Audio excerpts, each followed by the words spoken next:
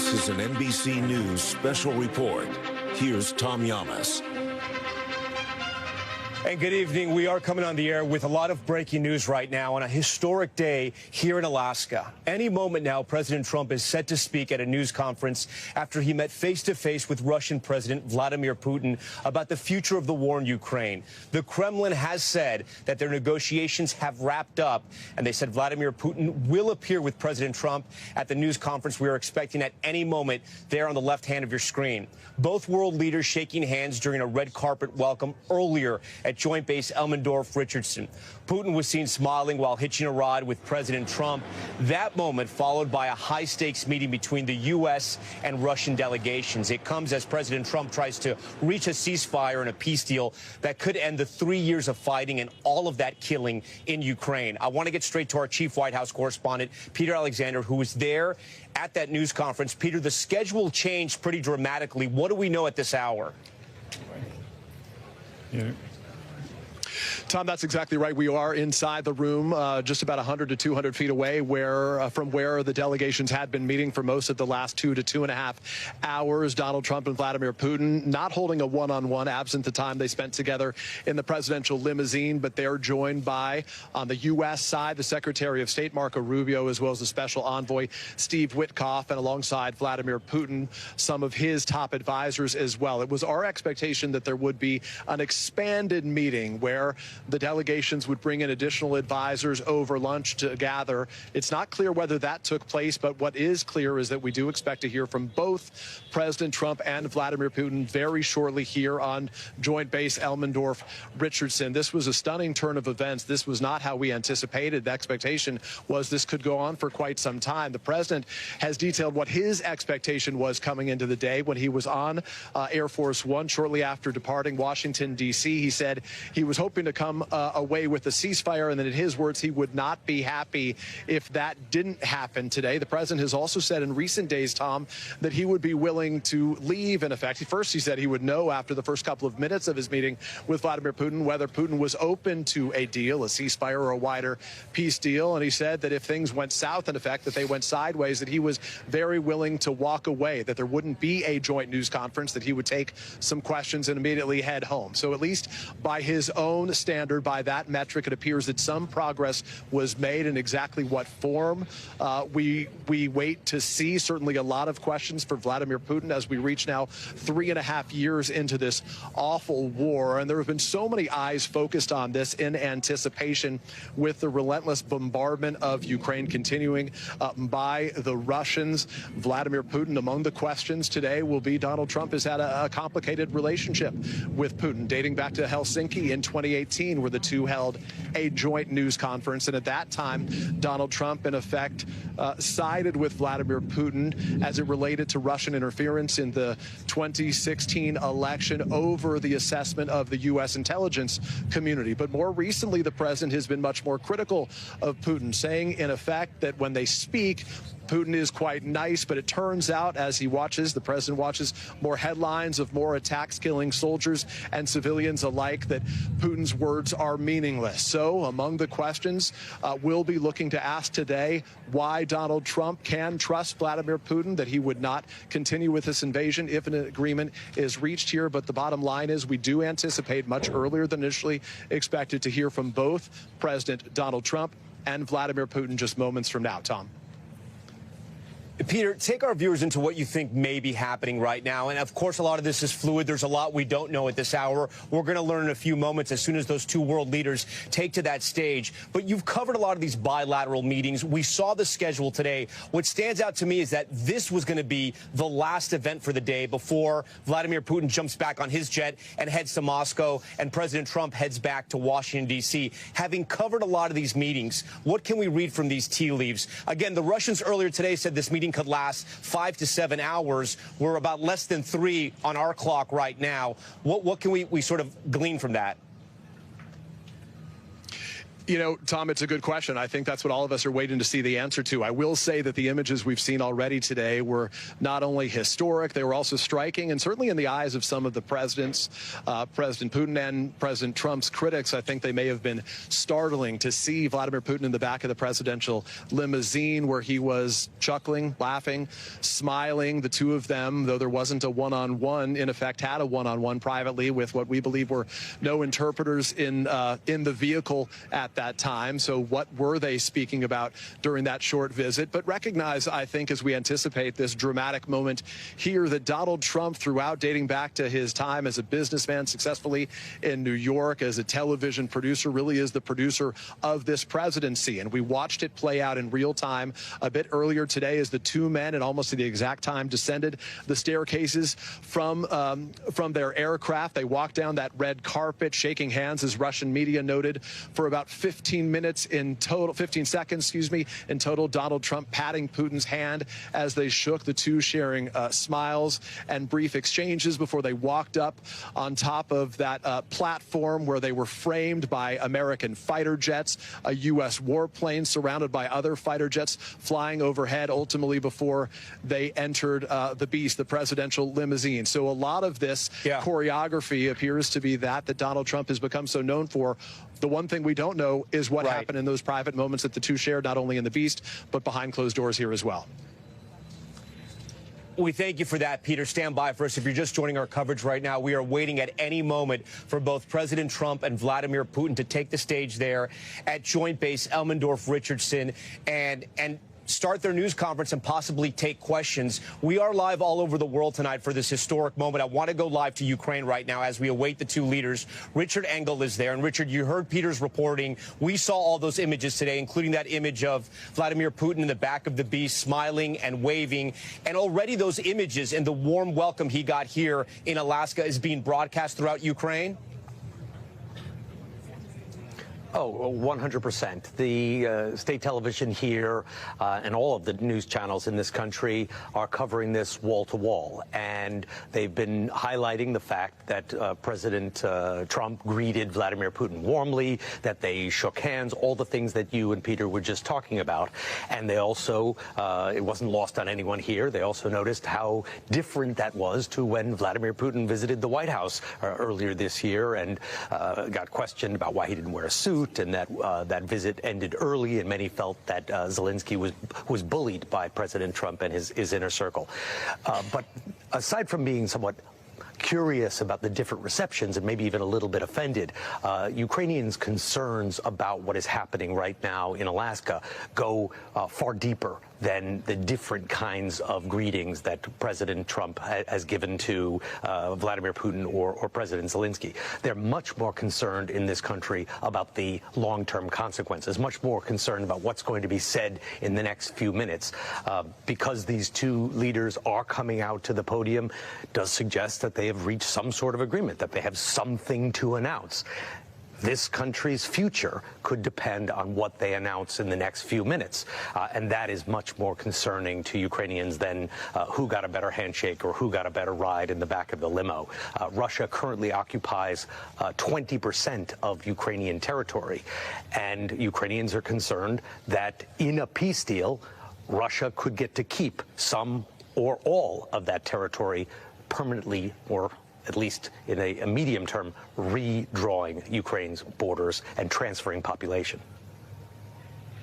All right, Richard, stand by for us. I know you're going to want to hear what's in this news conference as well. I also want to bring in Keir Simmons, who has been covering Russia for years for us, one of the last Western journalists to interview Vladimir Putin.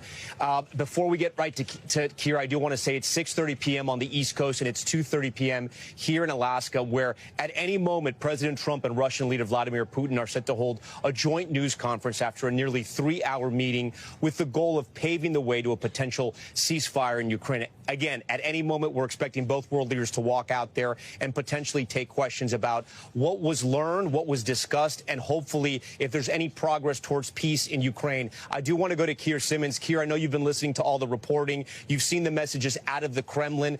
This meeting ending earlier than the Russians initially had stated it would go. Some parts of the schedule are no longer on the schedule. This was supposed to be the last event that was supposed to take place in about an hour. It's taking place now. What, if anything, does this tell us, having studied and covered the Russians for so long? Well, I think President Trump and President Putin clearly have agreed something, or at least have agreed that it is safe, if you like, for the two of them to stand together. Those images you're looking at, to stand together in front of the world's media and take questions. How many questions will they take? How long will it last? All of those things we wait to see. I will say we have been here before, Tom. In Helsinki, we watched President Trump and President Putin hold a news conference. We know that President Trump likes the spectacle of it, likes the to and fro of it, and often can seem to be making policy in real time as he takes questions from journalists. Will he do that again here?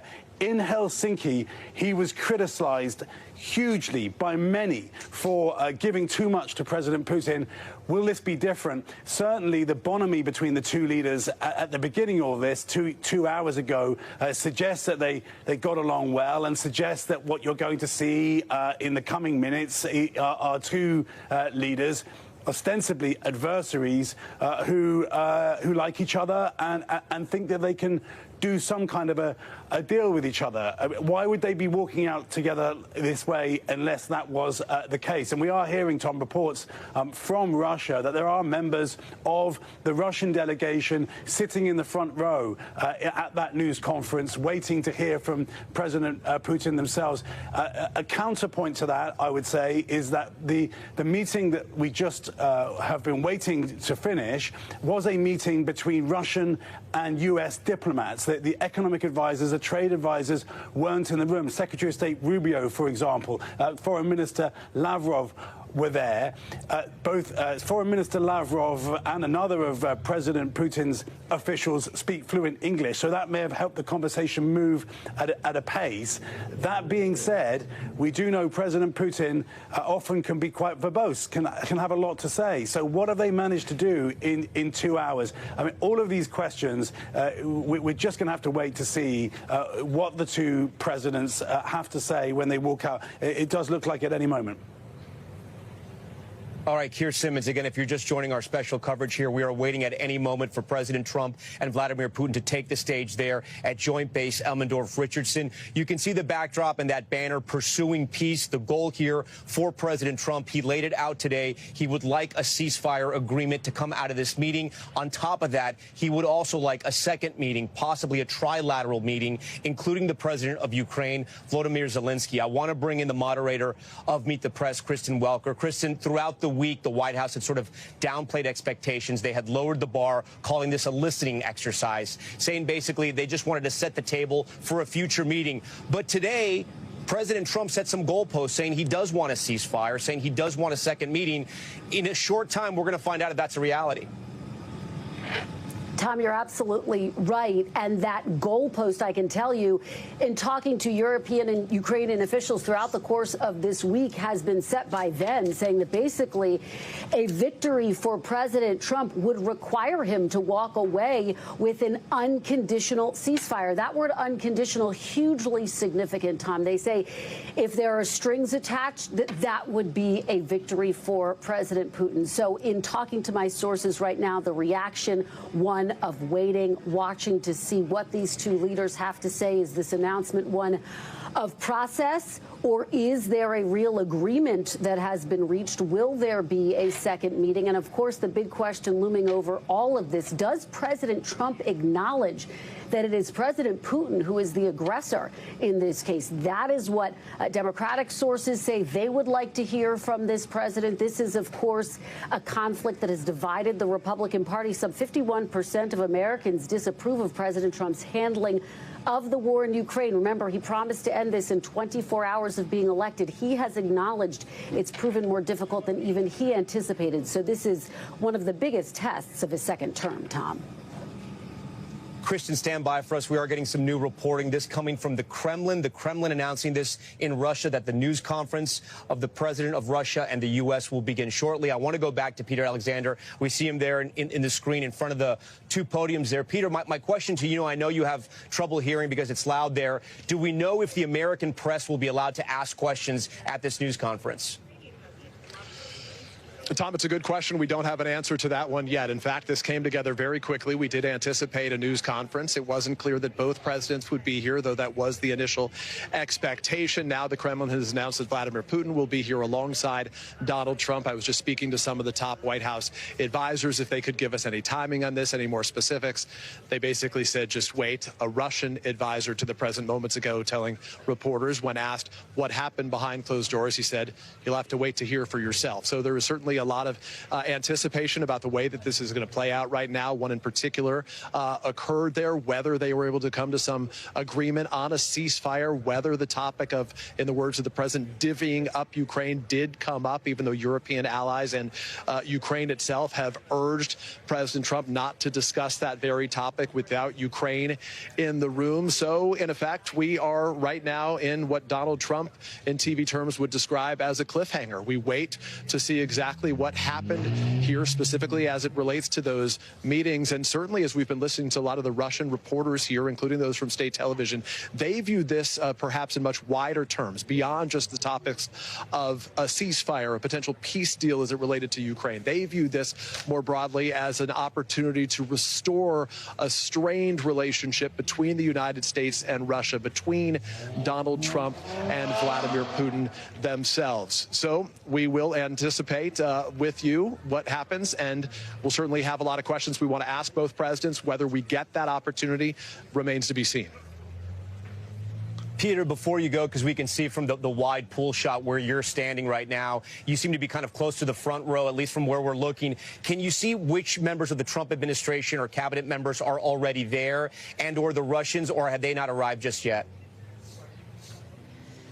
Yeah, there are members of both delegations here. They're seated in the first rows on each side, some members of the Russian delegation and of the American delegation. Notably, none of those individuals who were inside the early meeting that took place today, lasting more than 2.5 hours, are present for the U.S. That's the Special Envoy Steve Witkoff, Marco Rubio, the National Security Advisor and Secretary of State. They are not here as well. The expanded bilateral meeting, what was supposed to take place over lunch, was to include some of the top advisors economically for the president.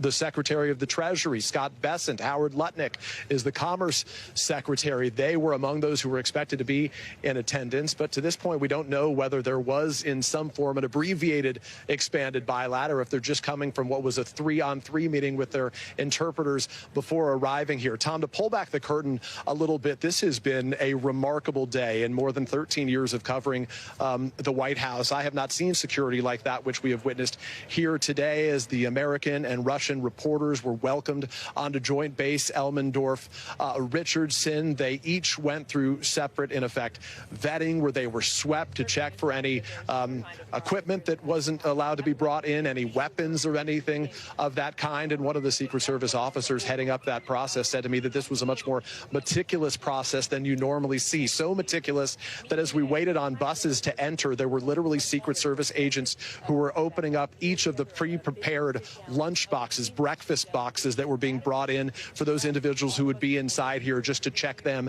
so that nothing was snuck onto the property here before today's meeting take place. If we look around this room, I would tell you there's probably a couple hundred individuals here, certainly a full contingent of reporters who cover the White House, the president, on a daily basis. There are dozens of Russian reporters as well, but there are also reporters from all across the world, all of whom obviously would be impacted by the potential of any agreement of any kind as it relates to this 3.5-year relentless war after Russia's invasion of Ukraine. Tom?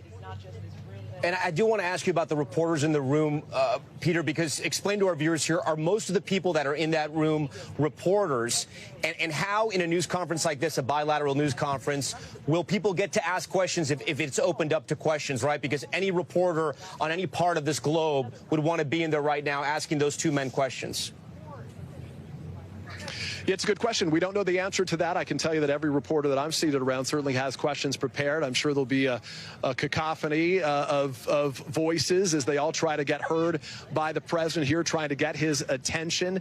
President Trump, when he holds news conferences regularly, does it a bit differently than past presidents, where he just sort of picks and chooses and calls on individuals as he likes. Whether or not there are some predetermined individuals who will be asking questions on either side, we don't know that right now. Traditionally, there are some opening statements, and I think that's where we will all be listening very closely to get a better understanding of what, if anything, was agreed to, what came of this private conversation, what it means to Ukraine. If the president has already had any conversation, any outreach to the Ukrainian president about the conversation here. He has said that his desire was, and he said it would be easiest if they just extended this meeting into some meetings in the days ahead that could also take place here in Alaska with President Zelensky in attendance. Is there any chance that that would take place right now? So there's just so many topics and so many questions, not the least of which relates to the killing, the deaths that have taken place across Ukraine over the course of this 40-plus months. Hundreds of thousands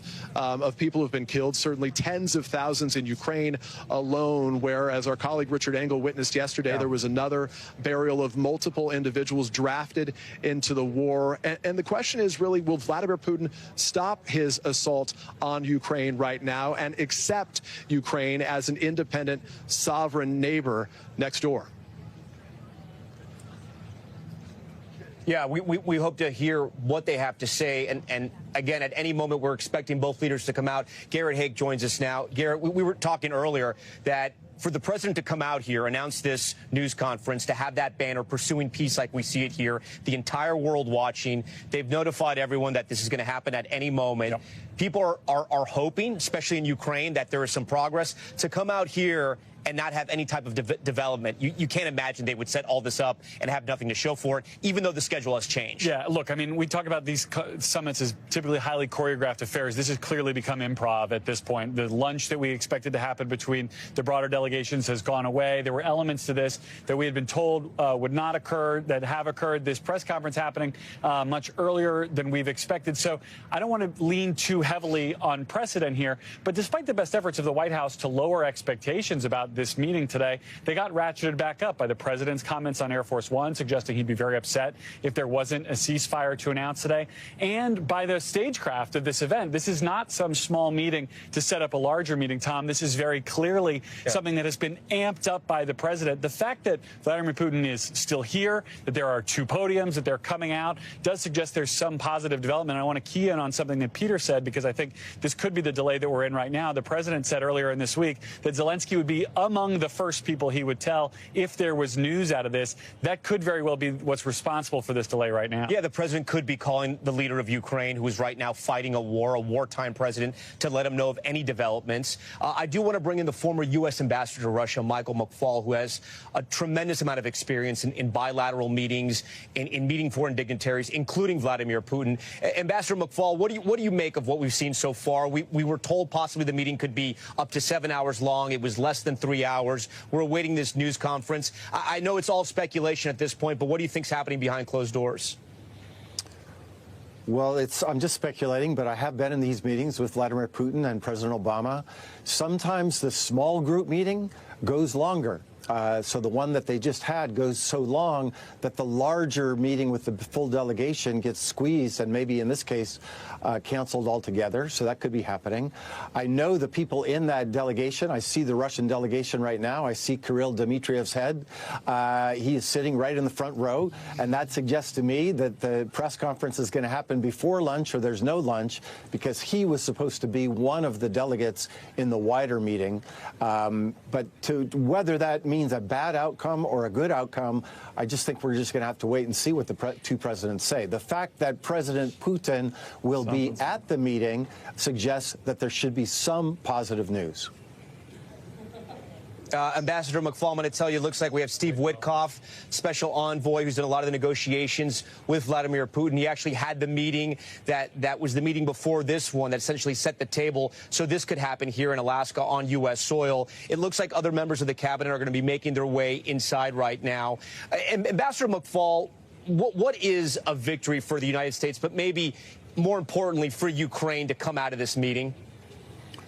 Well, I'm glad you phrased it that way, because summits are supposed to be about what's good for us, the American people, not what's good for Putin or Trump individually. And I think the way we should measure success are our American security interests advanced as a result of this meeting. And in my view, we have a security interest in preventing Putin from dominating and annexing territory in Ukraine. So that's what I'm going to be focused on. Have the president advance that ball, because he put a lot of work into this meeting. I mean, literally a red carpet for an imperial dictator who has, not since Hitler or Stalin have we had a leader to launch a war in Europe of this magnitude, with this level of annexation, with this level of killing. So we better get something out of it. You know, earlier in the week, European allies, along with Ukraine's president, said that President Trump had told them on a conference call that there'd be serious consequences if there wasn't a ceasefire. Today on Air Force One, President Trump was asked what he meant by that. He said economic consequences. We know that for Putin, he hasn't gotten as much ground. He hasn't gained as much ground in Ukraine this summer. We also know that President Trump has put the pressure on India, 50% tariffs because they buy Russian oil. Russia is struggling financially. Oil funds that war machine in Russia. What could the United States offer to Russia right now? Because there's not a lot of trade that happens between both countries because of the sanctions put in place by President Biden when Ukraine was invaded. But what can the U.S. offer Russia right now, you think? Well, first, I'd say President Trump has threatened sanctions, and he's been tough rhetorically, but he actually hasn't implemented tough sanctions. Even the Indian sanctions, he hasn't implemented yet. And I think President Putin just keeps calling his bluff. If he wanted to get tough, if he wanted to signal that he was going to be more coercive, which in my opinion he should have done before the summit, not after, there are three things he could do. One, he could seize Russian assets, billions of dollars of Russian central bank assets that are sitting in America. He could do that overnight. Two, he could sanction all of the ships of what they call the shadow fleet that ships that oil out of Russia.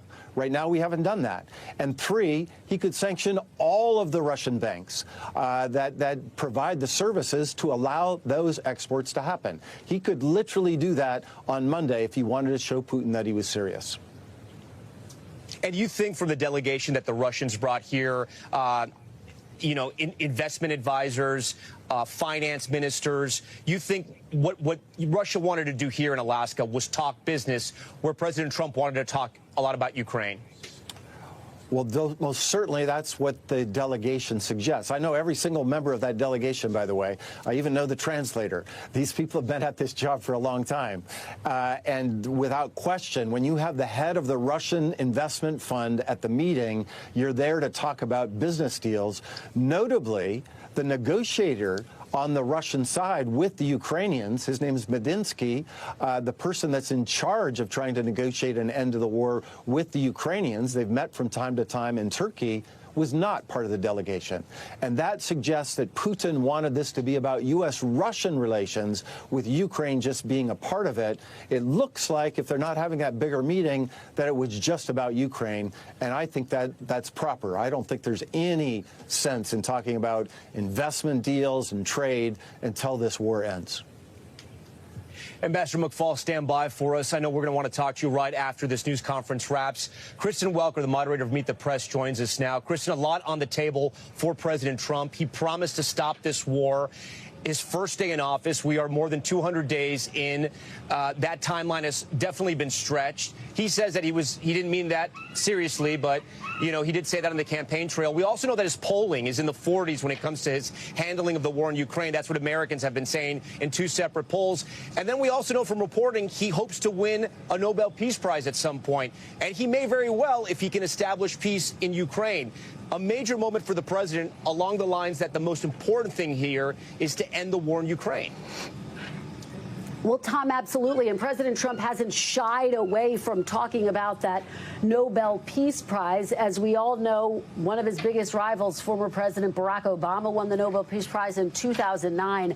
Tom, notably, another rival of his, former Secretary of State Hillary Clinton, made headlines by saying, look, if President Trump can end this war and give Ukraine back all of its territory, she would personally nominate him for a Nobel Peace Prize. Now, of course, that's all but impossible because territory is really what is at stake here, Tom. But it does underscore the backdrop, the political backdrop to all of this. As you say, his polling underwater, a slim margin. 51% of Americans say they disapprove of his handling of the war in Ukraine. So there's an immense amount of pressure for him to get this resolved. The Republican Party leading the charge, saying that the United States should no longer have to fund the war in Ukraine, send weapons to Ukraine. So that is part of the pressure that he is getting as well. And among the questions, he was in the room there, Tom, with a former KGB official trying to hammer out the terms of what, as he said, he hopes would be a ceasefire agreement. And so one of the concerns with his European counterparts was that President Putin would try to change the subject, would try to shift to his agenda, getting sanctions lifted, for example, trying to get a new nuclear arms deal with the United States. Was President Trump, were his counterparts in the room able to fend off and hold off President Putin's attempts to change the subject, Tom? That's the question. We're seeing the president's cabinet come in now. We just saw Defense Secretary Pete Hegseth, Commerce Secretary Howard Lutnick. Before that, we saw Russia's Foreign Minister Sergei Lavrov come in and sit down right in the front row. We understand we are less than 2 minutes away from this news conference starting. Again, we were told and given signs about 30, 40 minutes ago it was going to start earlier, but this looks to be the real deal. It looks like the two leaders of Russia and of the United States will be walking out shortly. We also anticipate possibly they will take questions from the scores of journalists that are filling those chairs right now at Joint Base Elmendorf-Richardson. Our reporter, Peter Alexander, is there. The Secretary of State and National Security Advisor, Marco Rubio, along with Steve Witkoff as well. The envoy who sort of set the table for this meeting has been traveling really around the world to both Israel and trying to establish peace there, but also Russia, somewhat freelancing in the role. It kind of goes wherever the president wants to send him.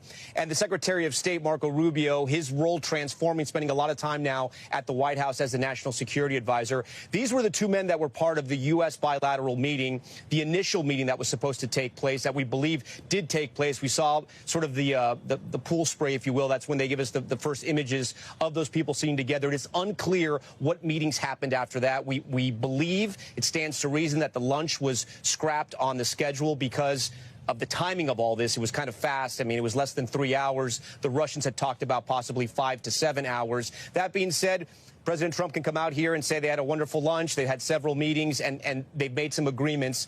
But that's the big question. What have they agreed on? What did they come to terms on? And what does it mean for the people of Ukraine who have lost tens of thousands, who are still fighting so bravely, and who have sent their men of all ages to fight against the Russians, whereas the Russians themselves have taken about 20% of Ukraine and have called on North Korea and even their own prisoners to fight this war, even asking North Korea for ammo and weapons as well, as the U.S. has sort of had a back and forth with Ukraine over those weapons as well. No doubt Ukraine could not fight this war without the help of the United States. Kristen, if I still have you here, the relationship between President Trump and Volodymyr Zelensky has evolved over the years.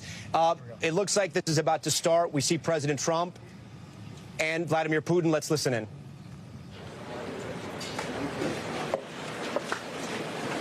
Mr. President, ladies and gentlemen, our negotiations have been held in a constructive atmosphere of mutual respect. We have very thorough negotiations that were quite useful. I would like to thank once again my American counterpart for the proposal to travel out here to Alaska. It only makes sense that we've met here because our countries, though separated by the oceans, are close neighbors. So when we've met, when I came out of the plane and I've said, "Good afternoon, dear neighbor. Very good to see you. in good health and to see you alive. I think that is very neighborly. And I think that's some kind words that we can say to each other. We're separated by the Strait of Bering, though there are 2 islands only between the Russian island and the U.S. island. They're only 4 kilometers apart. We're close neighbors, and it's a fact. It's also important that Alaska has to do with our common heritage, common history between Russia and the U.S., and many positive events have to do with that territory. Still, there is tremendous cultural heritage back from the Russian America. For example, Orthodox churches and a lot of more than 700 geographical names of Russian origin.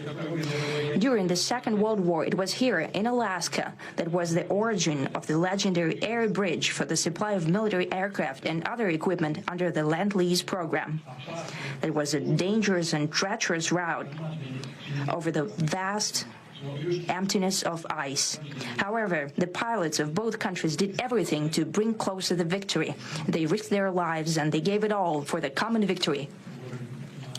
I was just in the city of Magadan in Russia, and there is a memorial there dedicated to the Russian and the U.S. pilots. And there are 2 flags, the U.S. flag and the Russian flag. And I know that here as well there is such a memorial. There is a military burial place several kilometers away from here. The Soviet pilots are buried there who died during that dangerous mission. We're thankful to the citizens and the government of the U.S. for carefully taking care of their memory. I think that's very worthy and noble. We'll always remember other historical examples when our countries defeated common enemies together in the spirit of battle camaraderie and allyship that supported each other and facilitated each other. I'm sure that this heritage will help us rebuild and foster mutually beneficial and equal ties at this new stage, even during the hardest conditions. It is known that there have been no summits between Russia and the U.S. for 4 years, and that's a long time. This time was very hard for bilateral relations, and let's be frank, they have fallen to the lowest point since the Cold War. I think that's not benefiting our countries and the world as a whole. It is apparent that sooner or later we had to amend the situation to move on from the confrontation to dialogue. And in this case, a personal meeting between the heads of state has been long overdue. Naturally, under the condition of serious and painstaking work, and this work has been done in general. Me and President Trump have very good direct contact. We've spoken multiple times. We spoke frankly on the phone. And Special Envoy of the President, Mr. Witkoff, traveled out to Russia several times. Our advisors and heads of foreign ministries kept in touch all the time. And you know fully well that one of the central issues was the situation around Ukraine. We see the strive of the administration and President Trump personally to help facilitate the resolution of the Ukrainian conflict. And his strive to get to the crux of the matter, to understand this history, is precious.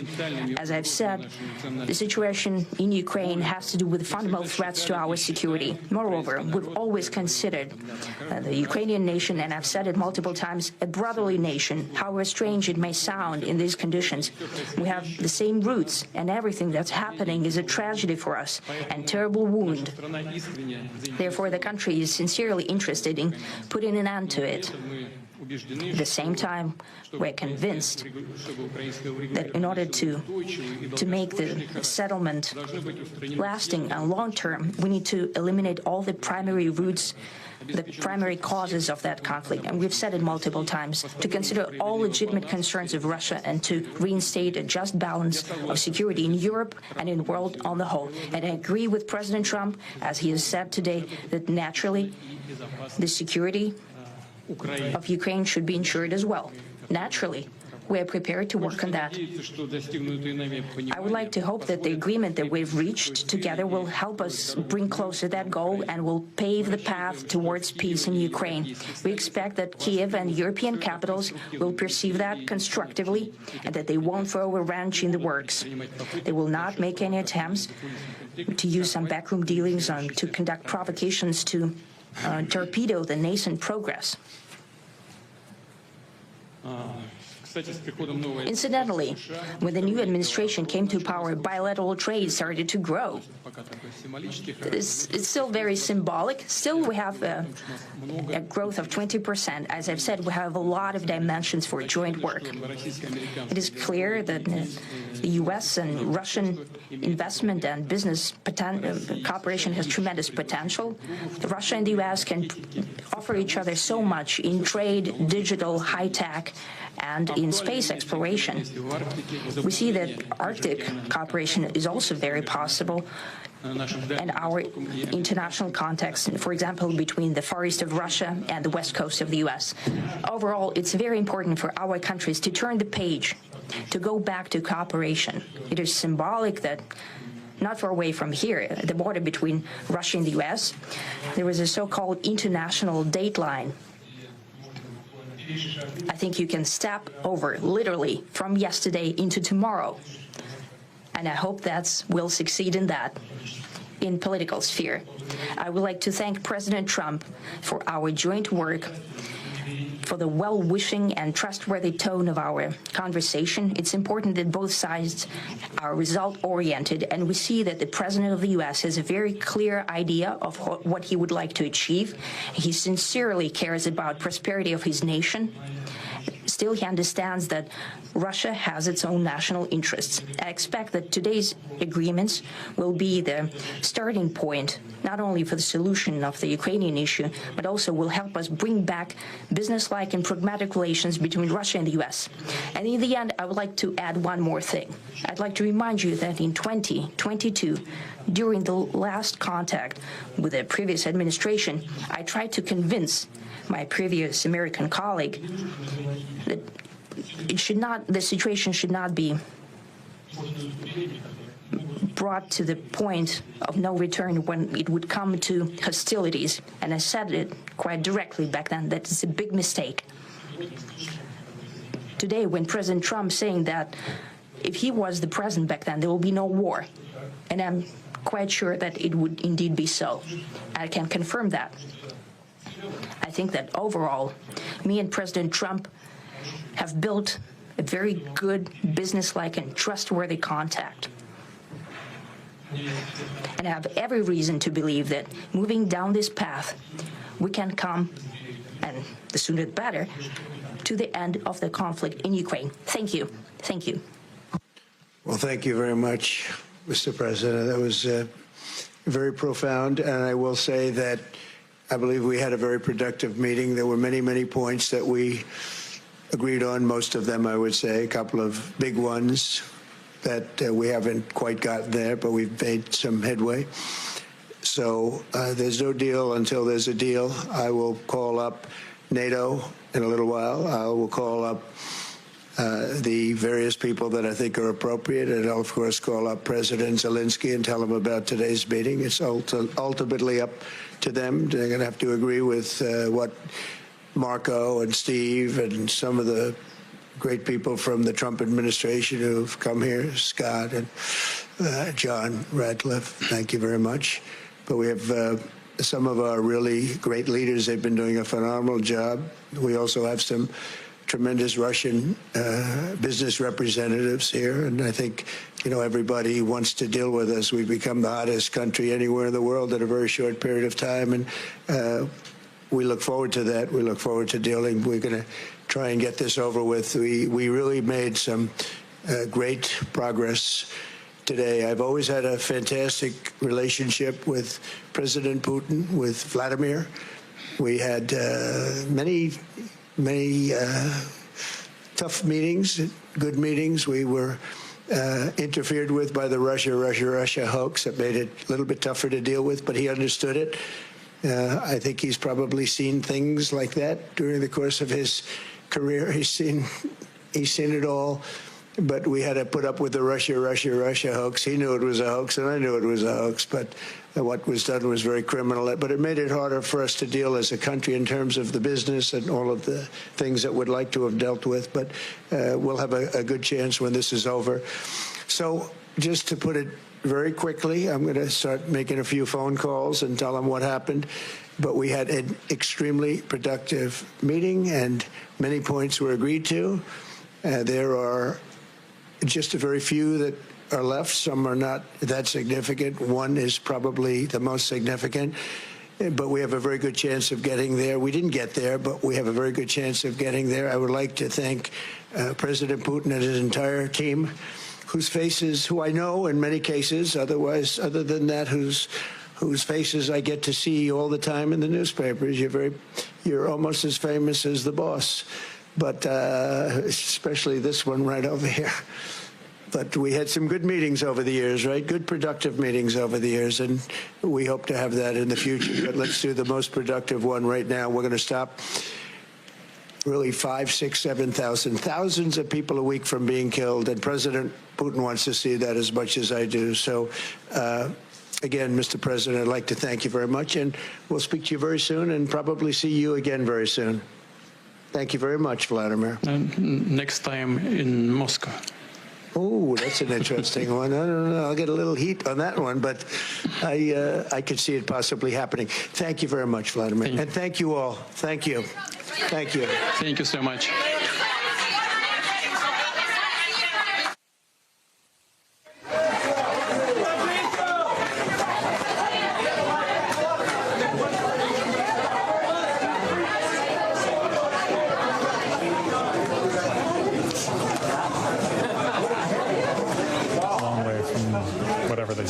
So we have just been watching this news conference between President Trump and Vladimir Putin, and it is strikingly unclear what, if anything, was accomplished here. The president saying there is no deal until there is a deal, saying they have disagreed on some major points, but they've agreed on other points, that he's going to call NATO now. He's going to call President Zelensky. But this is quite incredible. Under the banner of pursuing peace here in Alaska on U.S. soil, Vladimir Putin's first trip to the U.S. in nearly a decade, it is unclear what they've accomplished. It is unclear what they've agreed on. And more importantly, it is unclear what this means for the people of Ukraine that are currently fighting a war against Russia that has invaded their territory.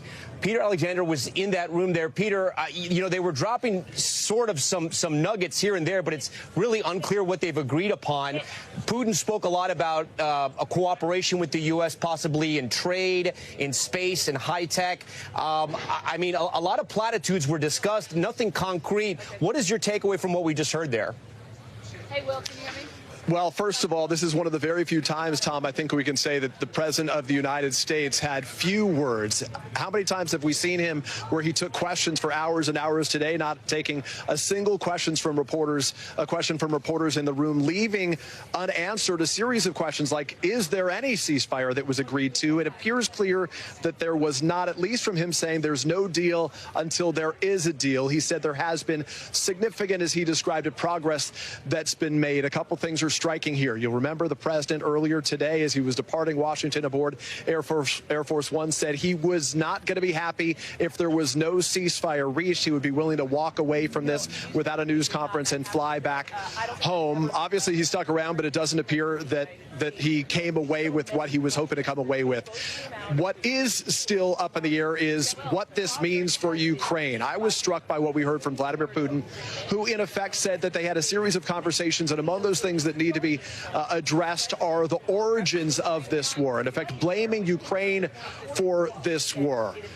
I think most would agree, all should agree, that this was a war started by Russia, but it's unclear if Donald Trump supports the idea of an independent, sovereign Ukraine next door to Russia, why he would trust Vladimir Putin to stop the killing of soldiers and civilians alike. There are so many questions that remain unanswered. It's not just the future of Ukraine that remains up in the air, but ultimately its impact throughout that region. We're going to be working our sources right now. We are told that the reporters who were traveling aboard Air Force One have already been rushed out of the room gathering. That would indicate that they are going to be heading home very soon, that there are no extended conversations to take place later. But honestly, Tom, we've really never seen anything like this from a president who produced much of today's events right now and left with sort of leaving us again with a cliffhanger in effect. It was interesting. Putin was trying to draw a distinction between the country of Ukraine, which he said is a brotherly nation, even though it's one that he invaded, and Kyiv, the capital of Ukraine, where Volodymyr Zelensky obviously lives, saying that Kyiv may throw a wrench in these plans. But again, both Putin and Trump talked about some type of plan, some type of deal, yet they offered quite literally zero details.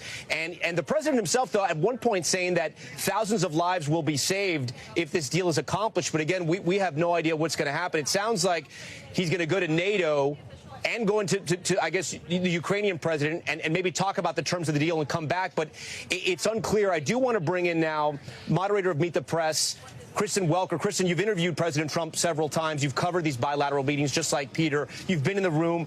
Look, if we start to read what's happened so far, a lot of the meeting was scrapped. It was shorter than we thought it was going to be. There's a news conference. No questions are taken. And now both leaders are on their way back to, Putin's back to Russia, President Trump back to D.C. What can we read from all this? This is an extraordinary turn of events, Tom. Peter laid it out well. The fact that this feels rushed, the fact that we just heard from both leaders, and yet it's very cloudy in terms of what exactly was discussed, what was accomplished. They offered few, if any, specifics, Tom, and they took no questions. This is a president who relishes taking questions. The Russian president relishes taking questions when he holds his annual news conference that can last for hours on end. So the fact that this was so clipped, the fact that you heard from a somewhat muted President Trump underscores that he is not walking away from the ceasefire with a ceasefire agreement that he was hoping for. Remember, those were the terms that he laid out at the beginning of this day. That was how he was defining victory: an immediate ceasefire, an unconditional ceasefire. We did not hear the term ceasefire uttered. We didn't hear any end to the fighting talked about. And that really was the goal to this meeting, and to get a second meeting. Will there be another meeting with President Zelensky? I'm starting to get some reaction, Tom. A European source telling me this was a big nothing burger. A Republican ally of President Trump saying it's a very good start, but not providing any details. And a Democratic source saying it's really unclear what exactly happened here. So I think the broad reaction, watching and waiting to see if more details start to emerge, if anything was actually accomplished. And again, that critical question, Tom, will there in fact be another meeting? It seems far off based on the tone. Another meeting that would involve Zelensky, but we'll have to see. Not only that, Christian, I mean, we have to know Putin somewhat made a joke about the second meeting happening in Moscow. So to me, that telegraphs a little bit about the seriousness, or maybe lack thereof, of a second meeting, and that they're not quite there yet. I understand you're hearing from your Republican sources as well about this being a good start. It's sort of hard to understand that because we don't understand it's the start of. People in the world, Ukraine obviously hoping this was the first step towards a path of peace. But again, it very may will be, but we don't know that quite yet because we don't understand what he's going to tell NATO and or the Ukrainian president. I do want to go to Richard Engel, who's live tonight for us in Ukraine. Richard, you've been listening to all of this. I'm sure Ukraine, it is very late over there in Ukraine. In the morning, they will wake up to these headlines. But I got to think people in Ukraine are going to be waking up wondering what just happened and what was accomplished. While this may be unsatisfying, Tom, this was actually very good news for many in Ukraine. Ukrainians have been expressing deep concern that Putin or Trump would come out today and announce a deal, and announce that a ceasefire deal had been reached, or announce that a full agreement had been reached without the Ukrainians in the room. Instead, we saw President Trump acting very cautiously. It didn't look that way initially. I was quite surprised that it was Vladimir Putin who took the podium first, who spoke at length in Russian about history, and he talked about an agreement that had been reached, and he spoke quite clearly that there was a deal, and he was worried that the Europeans or the government in Kyiv, the Ukrainian government, which he attacked, would try and upset the deal, suggesting that a deal was in place and that the Ukrainians weren't going to like it. Then we saw President Trump said, no, we're not done. We're going to speak to NATO. We're going to speak to the Ukrainians first. And until it's done, it's not done. And implied that there's going to be more meetings, and implied that they're working on a deal that could save thousands of lives, i.e. a ceasefire deal. That is exactly the approach that the Europeans, that is exactly the approach that President Zelensky had been pushing for. They were telling President Trump just a couple of days ago on this video conference, go slow, don't trust Putin, don't sign any big deals on the spot. Wait until we're involved. So while it may be cryptic and unsatisfying, it could have been much worse from Ukraine's perspective had they come out and made an announcement and the Ukrainians were caught surprised on the back foot and then having to digest a deal that they weren't part of.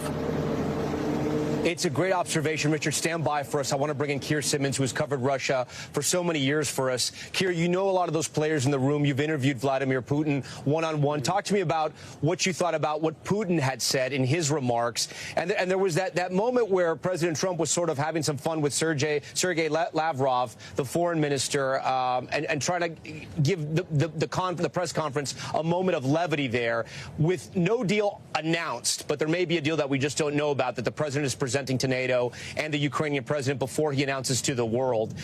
How did you interpret Vladimir Putin's comments? Yeah, I mean, President Trump was almost trolling Sergei Lavrov, wasn't he? The arch troller-in-chief of Russia. He's so good at it himself. I had to sit there and have President Trump turn the tables on him, in a sense. I thought President Putin's face was interesting after he made his statement. It wasn't the smiles and the laughs that you saw in the beast, in the presidential vehicle on the way to the conversation. I think it's interesting that President Putin had his trade negotiator sitting there in the front row, had flown all that way. And one point to make here, Tom, is, you know, this is the heart of August. This is right in the middle of Russian vacation time. President Putin has pulled all of these Russian officials across the world to do this. And some of the meetings, it appears, haven't happened, and the lunch hasn't happened.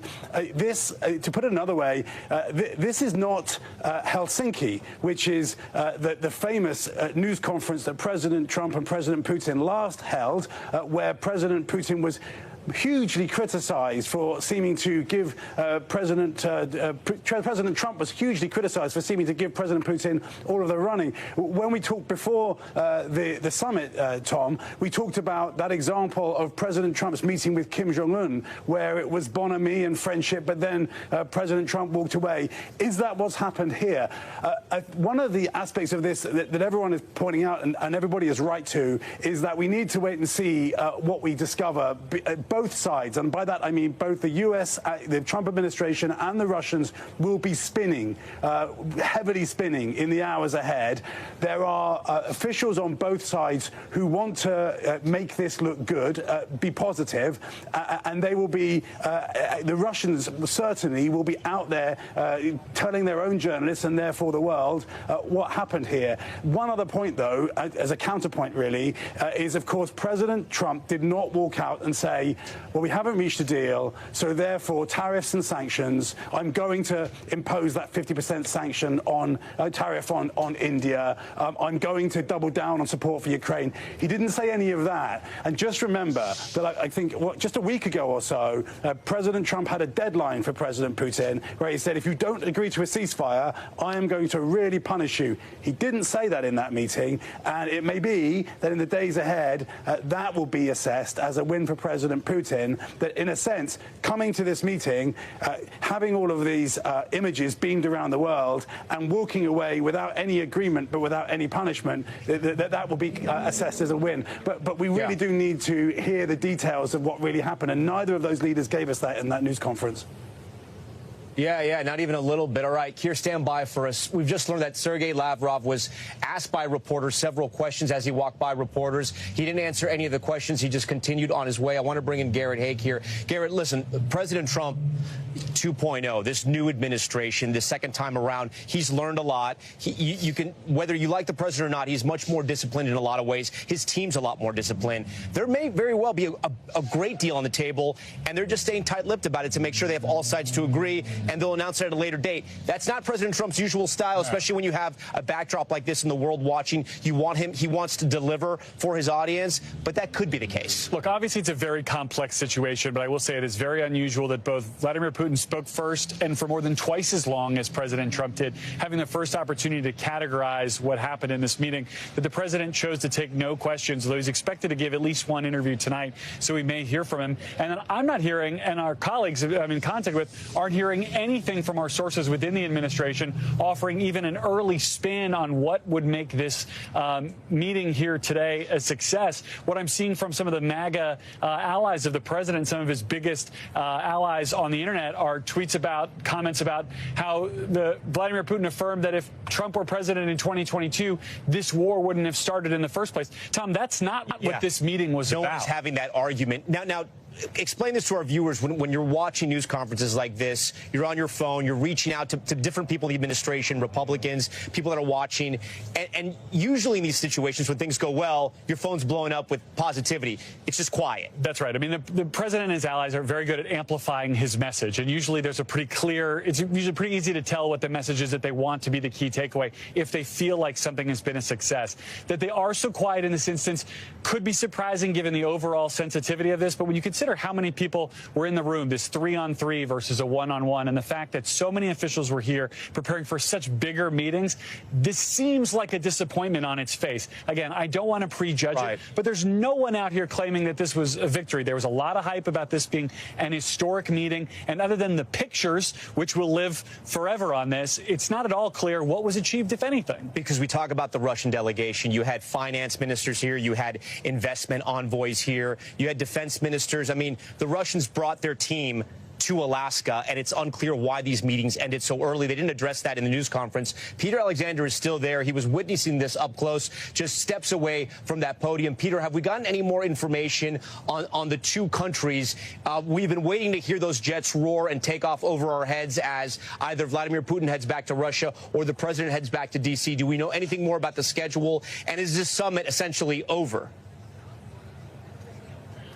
It's a good question. We have no indication that there are any additional meetings taking place here, though I haven't heard the roar of either engine. They were parked on tarmacs not far from us right now. Tom, I'm struck by a couple of things as the president prepares to leave here in Alaska. First, his desire, of course, that this would be an extended trip where Volodymyr Zelensky would be brought here, as he said, because that would be easiest to come up with a deal to end this war. But separately, I'm struck by what I think a lot of critics are going to note right now, which is, in effect, that the Russian President Vladimir Putin appears to have gotten most everything that he wanted from this visit here. He got a photo op with the President of the United States where the red carpet was rolled out. They shared the stage and handshakes and smiles. They also shared a ride in the Beast. Separately, there is no, at least as it appears at this time, ceasefire that was agreed to, which is to say that Vladimir Putin can continue his offensive taking place in Ukraine right now. And finally, perhaps most notably, he avoided sanctions, additional sanctions that were supposed to go into effect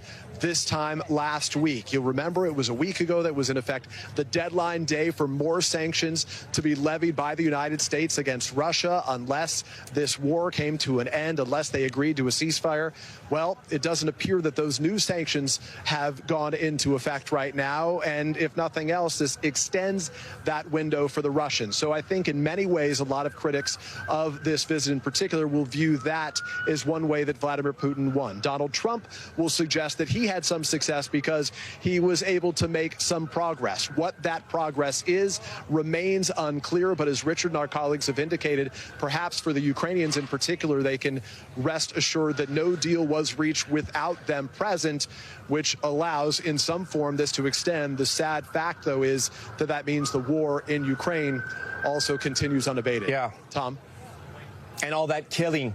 Peter, we thank you. Stand by for us. Speaking of Richard Engel, I want to go to him now. He's live in Ukraine for us. Richard, I know you've been sort of analyzing everything that we've been analyzing and try to glean anything from the statements that were made. One important thing President Trump did say that we should note, saying that they agreed on a lot of small things, but there was one big thing they couldn't agree on, that they weren't able to agree on one big thing. We don't know what that big thing is. It could have been the land swap. It could have been the territory that Russia has sort of conquered at this point, 20% of Ukraine. We don't know what that is.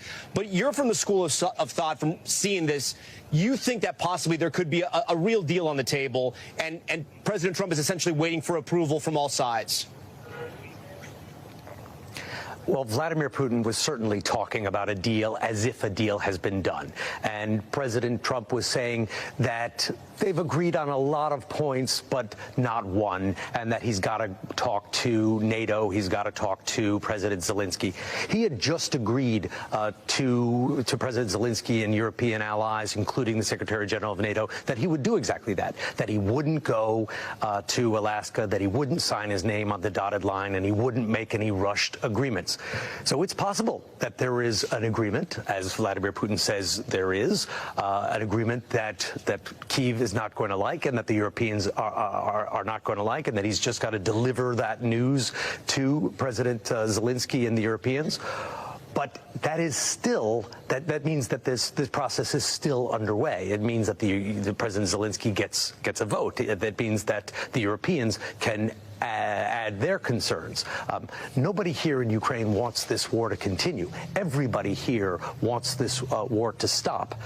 But what Ukrainians are concerned about is that if President Trump or Vladimir Putin today had announced a deal unilaterally, that it wouldn't stop the war, that it would just set up a bigger, more serious conflict in which more Ukrainians would lose their lives. So it's not that Ukrainians are anxious to keep this war going and that they want to keep sending their sons and daughters to the front lines every single day, but they thought a bad deal is worse than no deal. And it seems like there's still possibility to reach a better deal.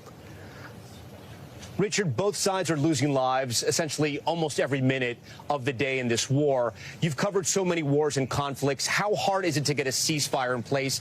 And maybe the better question is, how quickly will it take for a ceasefire to really be active in this region? Because the president mentioned something about saving thousands of lives every day. So this war, Tom, and I've covered a lot of wars, as you mentioned, this war is all about land. Wars in the Middle East are often about identity or about religion and history. There is some of that here as well, but this one is primarily about land. Vladimir Putin doesn't believe that Ukraine should exist as an independent country, and he wants their land. And 3.5 years ago, he invaded this country with the intention of taking all of Ukraine, toppling the government, getting rid of Zelensky, putting in a puppet, and taking control of Ukraine the way that Ukraine was dominated under the Soviet Union.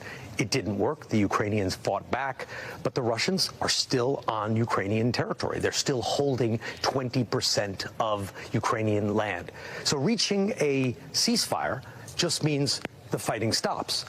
But what about that 20%? What about the Ukrainian troops who are on the front line? Do they pull back? What about the thousands of Russian troops who are launching attacks every day on Ukrainians from Ukrainian soil? Do they get to stay? Do those battle lines become permanent? And those are all the questions that Ukrainians want to know. And those are the questions that Ukrainians say must be answered. Otherwise, there will never be anything like a lasting peace agreement, that you can have a ceasefire, but that you'll have more conflicts down the road unless you address those fundamental questions. So this is a hard one. Even if we get a ceasefire, and maybe we do get a ceasefire announcement in the next couple of days or next week, then the very difficult process begins of the territorial discussions. Do the Russians get to stay on the land that they have conquered, or do they have to leave? And Vladimir Putin has made it very, very clear that he has no intention of pulling back his troops. Richard Engel, we thank you. Garrett Haake, while I have you for less than a minute here, President Trump will return back to Washington, D.C. He's going to be handling a lot, but this is not going to go away anytime soon. No, it's not. And perhaps even before he takes off, Tom, we're going to have what will be the most scrutinized conference call, perhaps, in history of this conflict. The president said he would brief European leaders and President Zelensky on what exactly went down during this summit, which President Putin described as an agreement and one that he didn't want to see European leaders interfere with. What comes out of that call, I think, set up the next stages in this conflict and the discussions to end it. All right, Garrett Haake first. Garrett, we thank you. That concludes this NBC News special report. We'll have much more coverage on our streaming network, NBC News Now, online at NBCNews.com, and I'll see many of you in just a minute for Nightly News. I'm Tom Yamas, live in Anchorage, Alaska. We thank you for watching tonight.